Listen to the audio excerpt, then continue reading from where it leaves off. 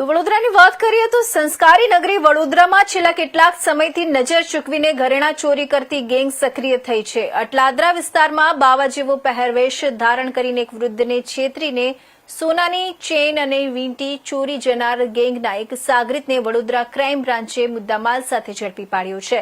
ગત તારીખ 27/2/2026ના રોજ અટલાદરા પાદરા રોડ પર સમન્વય સ્ટેટસ પાસે એક વૃદ્ધ ચાલતા જતા હતા ત્યારે નંબર પ્લેટ વગરની સફેદ કારમાં આવેલા બે શખ્સોએ તેમને રોકીને મંદિર ક્યાં આવ્યું છે તેમ પૂછી વાતોમાં વળગાડ્યા હતા। કારમાં બાજુની સીટ પર બેઠેલા બાવા જેવા દેખાતા શખ્સે વૃદ્ધની નજર ચૂકવી તેમના ગળામાંથી 48 ગ્રામની સોનાની ચેઇન અને આંગળીમાંથી વીંટી કાઢી લીધી હતી અને પલભરમાં કાર લઈને નાસી છૂટ્યા હતા। આ અનડિટેક્ટ ગુનાને ઉકેલવા માટે ક્રાઇમ બ્રાન્ચની ટીમોએ સીસીટીવી ફૂટેજ અને ટેકનિકલ સર્વેલન્સની મદદ લીધી હતી। તપાસ દરમિયાન એક શંકાસ્પદ સેવરોલેટ બીટ કાર GJ1 RW 3876 નજરે પડી હતી। પેટ્રોલિંગ દરમિયાન કપુરાઈ ચોકડી પાસે ગિરિરાજ હોટેલ નજીક આ કાર ઉભેલી જોવા મળી હતી। પોલીસે તુરંત જ કોર્ડન કરીને કારમાં સવાર શિવાનાથ ઠાકોરનાથ મદારીને ઝડપી પાડ્યો હતો।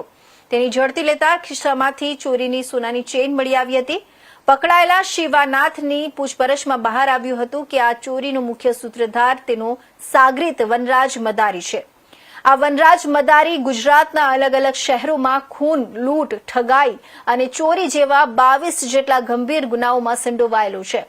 ચોરી કરેલા દાગીના વડોદરામાં વહેંચવા માટે શિવાનાથ આવ્યો હતો, પરંતુ વહેંચે તે પહેલા જ પોલીસના સકંજામાં આવી ગયો।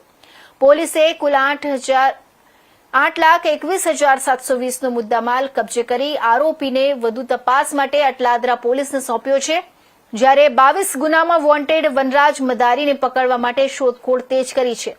રસ્તામાં કોઈ અજાણ્યા વ્યક્તિ સરનામું પૂછે કે વાતોમાં વળગાડે તો ચેતતા રહેજો, નહીંતર તમે પણ આવી ગેંગનો શિકાર બની શકો છો।